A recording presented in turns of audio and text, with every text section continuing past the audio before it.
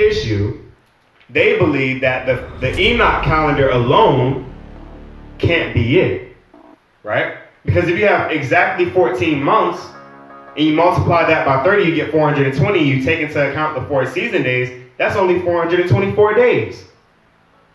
So they come to the conclusion that between the year 5 and 6, there was a leap week.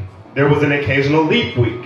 The 7 days that they say are missing from the Enoch calendar, right?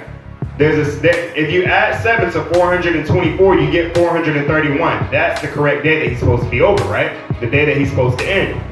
But they say that there's 7 days missing. This is simply a mistake from not reading, right?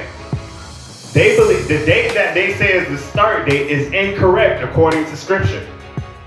They believe that his start date was Ezekiel chapter 1 verse 1 through 2. But that was only the first time the Most High came to Ezekiel. He came to him twice. Let's get Ezekiel chapter 1 verse 1 again.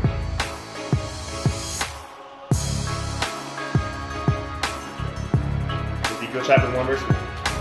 Ezekiel chapter 1 verse 1. Now it came to pass in the 13th year, in the 4th month, and on the 5th day of the month, as I was among the captives by the river Chebar, that the heavens were opened, and I saw visions of the Most High. In the 5th day of the month, which was the 5th year of King Jehoiakim's captivity. Okay, so this is the date that they believe is the start date, right? Day 5 of month 4 in year 5, right? However, there's two chapters in between chapter 1 and chapter 4. You have to read in between. You can't skip from chapter 1. You can't go to chapter 1 and skip straight to chapter 4. There's something in between that you're gonna miss, right? So this is only the first time that the Most High appeared to Ezekiel. Those that teach the leap week jump straight from Ezekiel 1 to Ezekiel 4 and skipping over everything in between. They go straight from Ezekiel 1 to Ezekiel chapter 4 and everything in between gets lost.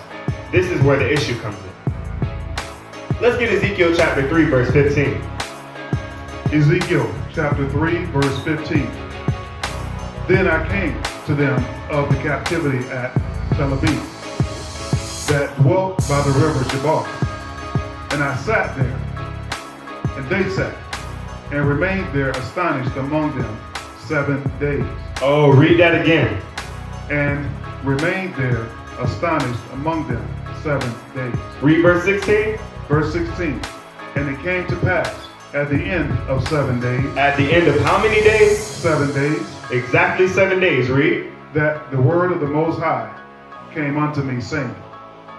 Wow. The 7 days or week that they claim is missing is actually there. They started a week too early. When you start in Ezekiel chapter 1 verse 1, you're missing the 7 days that passed in Ezekiel chapter 3 verse 15. Right? It was just skipped over. What a simple mistake. Something so small and minute, and you built a full calendar off of this one small mistake. Right? When you start in month 4, day 12 of the 5th year, which is 7 days after the start date in Ezekiel chapter 1, right? Because Ezekiel chapter 1 says day 5 of month 4 in year 5. But when you add 7 days and you start from month 4, day 12 in the 5th year, you come out to exactly 431 days as the Most High commanded.